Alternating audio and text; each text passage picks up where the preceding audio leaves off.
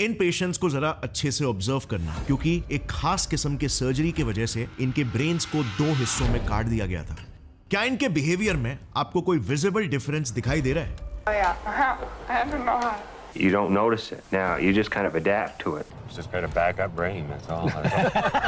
Well, Nobel prize winner Roger Sperry और उनके एक स्टूडेंट साइकोलॉजिस्ट माइकल गाज़नेगा इन्हीं स्प्लिट ब्रेन पेशेंट्स के साथ एक सीरीज ऑफ एक्सपेरिमेंट्स करने लगे, पता लगाने के लिए कि सर्जरी ने इन पेशेंट्स की थिंकिंग और बिहेवियर को किस तरह से चेंज किया और ये बदलाव इंसानी कॉन्शियसनेस के क्या राज खोल सकता है। वेल, पहली नजर में सर्जरी के तुरंत बाद तो ये लोग एकदम नॉर्मली चल फिर पा रहे थे और अपने डेली के कामों को भी बड़ी आसानी से कर पा रहे थे, पर फिर थोड़ा सा ही गौर करने पर कुछ अजीब लक्षण नजर आने लगे। जब भी इनको कुछ ऐसा काम करना होता, जब उन्हें कोई एक डिसीजन लेना होता, तो इनके साथ कुछ ऐसा होने लगता मानो एक हाथ कुछ करना चाह रहा हो तो दूसरा हाथ कंट्रोल से बाहर निकलकर उसे रोकने लगता है और अपनी चलाने लगता है। कभी तो उनका लेफ्ट हाथ उन्हीं के राइट हाथ में रखी चीज को उठाकर फेंक देता था। इवन जब उन्हें कोई तस्वीर दिखाई जाती तो या तो वो कहते कि मैंने कुछ नहीं देखा, या फिर जैसे इस एक्सपेरिमेंट में आप देख सकते हो जहां पर वो बोल रहे हैं कि उन्होंने स्क्रीन पर एक हैमर यानी कि हथौड़ा देखा, लेकिन जब वहीं एक पेपर पर उसे बनाने को कहा गया तो उन्होंने एक saw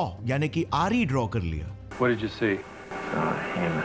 Look, just close your eyes and draw with your left hand. Just let it go.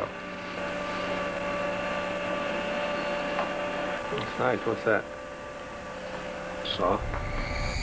सो माजरा क्या है बॉस? क्या ये दिमाग को 2 भागों में काटने के साथ इन पेशेंट्स का कॉन्शियसनेस भी 2 भागों में बट गया क्या? Show me with your left hand what you say. Now he's 20, but in many ways he's still like a 12-year-old.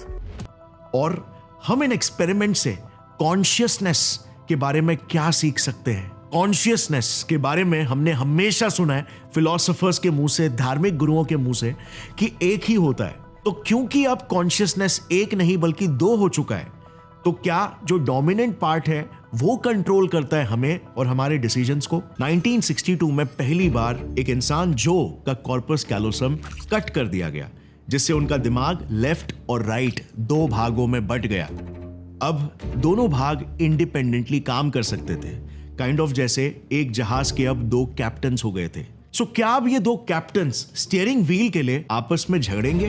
Well, एक सिंपल सा ना विजुअल एक्सपेरिमेंट करते हैं। आप कुछ सेकंड्स के लिए इस स्क्रीन पर जरा नजर डालना और यहां पर आपको एक्स दिख रहा होगा, उस पर फोकस करना। अब मुझे बताना आपको एग्जैक्टली क्या दिख रहा है। वेल, अगर आप एक हेल्दी इंसान हो तो आप बोलोगे कि मुझे रेड और ब्लू दोनों कलर्स दिखाई दे रहे हैं, बट अगर जो को यही सेम चीज पूछा जाए ना तो वो कहेगा सिर्फ ब्लू, दैट्स इट, सिर्फ ब्लू। बट आखिर क्यों? वेल, कुछ और क्लिप्स देखना और पैटर्न्स को ऑब्जर्व करना। जो भी दृश्य राइट फील्ड ऑफ व्यू में है वो कॉर्पस कैलोसोटोमी वाले पेशेंट्स इजीली आइडेंटिफाई कर पा रहे हैं, बट जैसे ही उन्हें लेफ्ट साइड में क्या देखा वो पूछा जाता है तो वो चुप हो जाते हैं या कहते हैं कि उन्हें कुछ दिखाई नहीं दिया। So we can see here that when we flash a word or a picture, Joe is easily able to name it. See it? Close your eyes and let your left hand do a little work here.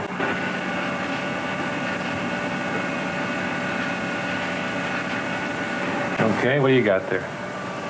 Pan. Now, this was interesting. क्या इसका मतलब उन्हें left eyes से दिखना बंद हो जाता है? क्या ये सर्जरी का कोई छुपा हुआ साइड इफेक्ट था? वेल, चलो थोड़ा और डीप घुसते हैं। सो अब तक साइंटिस्टों को ना ये बात तो पता थी कि हमारा दिमाग कॉन्ट्रालैटरली काम करता है। ध्यान देना, कॉन्ट्रालैटरल मतलब ब्रेन का लेफ्ट हेमिस्फीयर हमारे राइट साइड की बॉडी को कंट्रोल करता है और राइट हेमिस्फीयर हमारे लेफ्ट साइड की बॉडी को कंट्रोल करता है। यानी कि अगर लेट्स से आप अपने राइट हैंड से फोन उठा रहे हो तो उसका सिग्नल आपके ब्रेन का लेफ्ट हेमिस्फीयर देता है, बट स्प्लिट ब्रेन पेशेंट्स के केस में तो ये इमेज कंबाइन करने का हाईवे ही कट ऑफ है, राइट? उनके लेफ्ट ब्रेन के पास एक इमेज है और उनके राइट ब्रेन के पास दूसरी इमेज, बट दोनों कंबाइन ही नहीं हो सकते। तो फिर यहां पर जो ने ऐसा क्यों बोला कि उसे कुछ नहीं दिखाई दिया, जबकि वही सेम चीज उसे जब लेफ्ट हैंड से ड्रॉ करने के लिए बोला गया तो उसने एक पैन ड्रॉ कर दिया। और ये दूसरा केस भी ले लो, यहां पर एक पेशेंट को सामने रखा गया और एक एक्सपेरिमेंटर ने उसे अपने दोनों हाथों पर अलग अलग फिंगर्स दिखाए। इसे देखकर पेशेंट ने भी अपने लेफ्ट और राइट हैंड्स पर एग्जैक्टली वही फिंगर्स दिखाए, यानी कि क्लियरली उनके दोनों ब्रेन्स तक इंफॉर्मेशन तो पहुंच रही है और दोनों हाथ उसके रिस्पॉन्स में रिएक्ट भी कर पा रहे हैं। तो इन एक्सपेरिमेंट से हमें एग्जैक्टली क्या पता चलता है? वेल, मतलब साफ है, जब भी किसी तरह बोलकर स्पीच से यानी कि वर्बली जवाब देना होता है तो राइट ब्रेन, जिसे लेफ्ट साइड का व्यू दिखता है, खामोश हो जाता है। इसका मतलब राइट ब्रेन खुद चीजों को ऑब्जर्व जरूर कर रहा है मगर उस चीज की गवाही नहीं दे सकता, उसे देखी गई चीज को वर्ड्स में बयां करने नहीं आता, यानी कि राइट ब्रेन गूंगा है।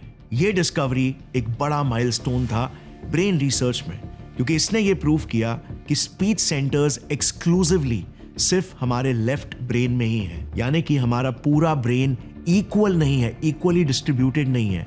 ह्यूमन ब्रेन ने जनरलाइजेशन की जगह स्पेशलाइजेशन को चुना और इसीलिए हमारे दिमाग में स्पेशलाइज्ड रीजन्स मौजूद है, स्पेशल न्यूरॉन्स है जो कि इवॉल्व हुए स्पेसिफिक टास्क को परफॉर्म करने के लिए। ह्यूमन ब्रेन की इसी कैपेबिलिटी को साइंटिस्ट ने ब्रेन लैटरलाइजेशन नाम दिया। अब इस केस पर जरा नजर डालना। 2, 3, 4, 5, 7 Boyne to Gabby. Just look at these patients.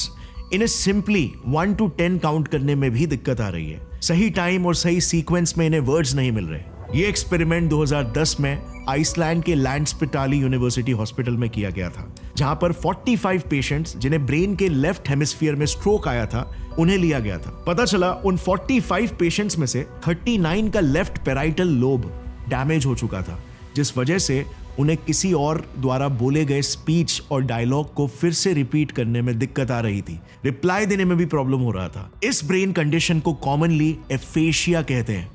इसी रिसर्च में फिर और खोदने पर यह पता चला कि स्पेसिफिकली इन 39 पेशेंट्स के पेराइटल लोब में एक स्पेशल एरिया है जिसे लेफ्ट आर्क्यूएट फैसिकुलस कहते हैं, वो सिवियरली डैमेज हो गया था। और क्योंकि ये लेफ्ट आर्क्यूएट फैसिकुलस एक स्पेशल न्यूरॉन्स का गुच्छा है जो ब्रोकास और वर्निकीज एरिया को कनेक्ट करता है, और इसीलिए जब भी ऐसे पेशेंट्स किसी भी तरह की स्पीच को सुनते हैं तो उनका वर्निकीज एरिया उन वर्ड्स को समझ तो जाता है, बट क्योंकि बात करना या खुद रिपीट करने के लिए वो इंफॉर्मेशन ब्रोकास एरिया तक पूरी तरीके से पहुंच नहीं पाती, इसीलिए वो सेम चीज का रिप्लाई देने में या वर्ड्स को एक मीनिंगफुल वे में फ्रेम नहीं कर पाते। बिकॉज अगेन ब्रोकास एरिया सिर्फ स्पीच यानी कि हमारी जुबान से शब्दों को निकालने में स्पेशलाइज्ड है, उन वर्ड्स का सेंस बनाना वर्निकीज एरिया का काम है।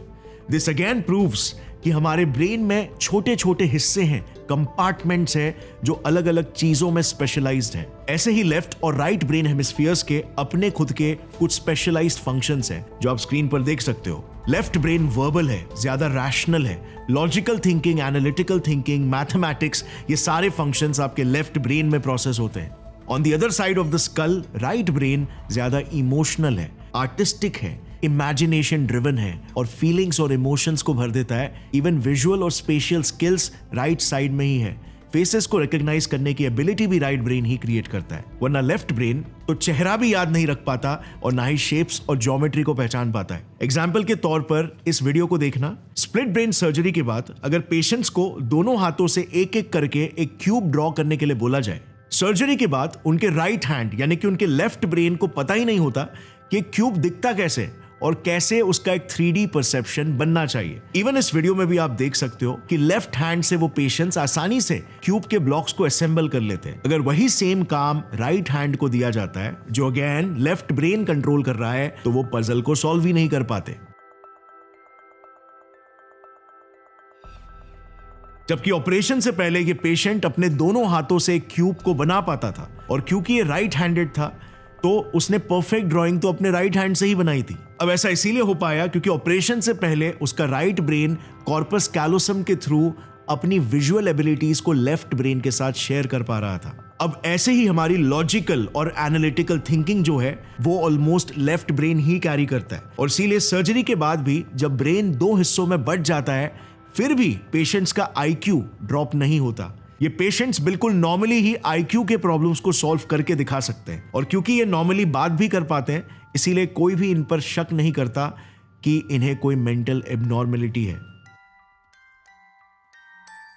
ये नॉर्मली ही दिखाई देते हैं और महसूस होते हैं जब तक आप इनसे कुछ स्पेसिफिक एक्सपेरिमेंट्स ना कराओ, जैसे ये एक्सपेरिमेंट, जहां देखो क्या होता है अगर एक स्प्लिट ब्रेन पेशेंट को दोनों हाथ से एक साथ क्यूब पजल को सॉल्व करने दे दिया जाए। इनके दोनों हाथ आपस में ही लड़ने लगते हैं।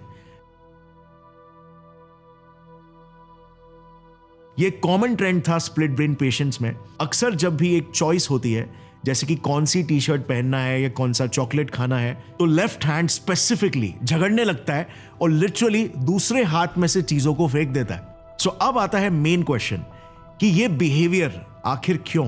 वेल, कभी ऐसा आपके साथ भी हुआ होगा ना कि आप अपने दोस्तों के साथ मिलकर एक मूवी देख रहे हो और उसमें कोई इमोशनल सीन आता है। अब एक ही मूवी, एक ही screen, same colours, same sound quality, सारे सेंसरी इनपुट सेम होने के बाद भी अलग अलग लोगों का अलग अलग परसेप्शन और रिएक्शन होता है। अगर किसी का लेफ्ट ब्रेन डोमिनेंट है और सारे इनपुट्स और सेंसरी इंफॉर्मेशन लेफ्ट साइड से प्रोसेस हो रहे हैं, तो उसे लगेगा कि कितना अनरियलिस्टिक सीन है।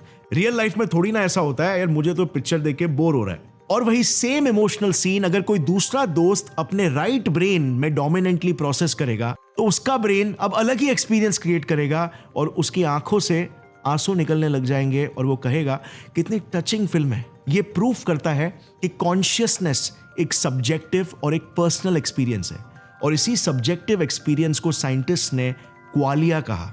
जैसे फॉर एग्जाम्पल, आप किसी सनसेट को देखते हो तो उसमें रेड और ऑरेंज ह्यूज को देखकर आपका दिमाग आपको एक ऐसा पर्सनलाइज्ड कॉन्शियस एक्सपीरियंस देता है जो किसी और से एग्जैक्टली शेयर करना या उन्हें भी वैसा ही महसूस करा पाना इम्पॉसिबल है, क्योंकि आपका कॉन्शियसनेस यूनिकली सिर्फ आपका ही है। बट एक सबसे इंपॉर्टेंट क्वालिटी हम सभी कॉन्शियस जीवों में कॉमन है, वो है अवेयरनेस। वो अवेयरनेस कि मैं एक कॉन्शियस जीव हूं, मैं अभी एक सनसेट को देख रहा हूं और मैं उसे देखकर ऐसा फील कर रहा हूं। इवन स्प्लिट ब्रेन पेशेंट्स में ये रिपोर्ट किया गया कि सर्जरी के बाद भी इवन दो उनके दिमाग के 2 भाग हो गए थे, बट वो एक सिंगल कॉन्शियसनेस ही एक्सपीरियंस करते हैं। बस यही है कॉन्शियसनेस न्यूरोसाइंस के हिसाब से। कोई छुपी जादुई मिस्टिकल या स्पिरिचुअल चीज नहीं, बल्कि कुछ बहुत ही यूनिक और स्पेशल चीज। हमारा दिमाग ही फिजिकल दुनिया से मेटाफिजिकल दुनिया का वो दरवाजा है जिसके पार यूनिवर्स के टाइनी एटम्स थॉट्स में कन्वर्ट हो जाते हैं, इलेक्ट्रिकल इंपल्सेस इमोशंस में कन्वर्ट हो जाते हैं, लॉजिक मीनिंग में, और हमारा एग्जिस्टेंस वंडर में। हमारे दिमाग के इसी कॉन्शियसनेस के जरिए ये मटीरियल मीनिंगलेस यूनिवर्स जिंदा हो उठता है, डीप मीनिंग और पर्पस के साथ। वो कहावत है ना, universe is experiencing itself through our eyes. हमारी ही आंखों से ये सितारे अपनी चमक निहार रहे हैं और हमारे ही मन से ये ब्रह्मांड अपने वजूद को खोज रहे हैं। हमारी हर एक धड़कन में ये यूनिवर्स हमें याद दिला रहा है कि हम उसके सबसे काबिल क्रिएशन है, और इसीलिए being human is just so special. So make the most out of it. Gaurav Thakur signing off. जय हिंद।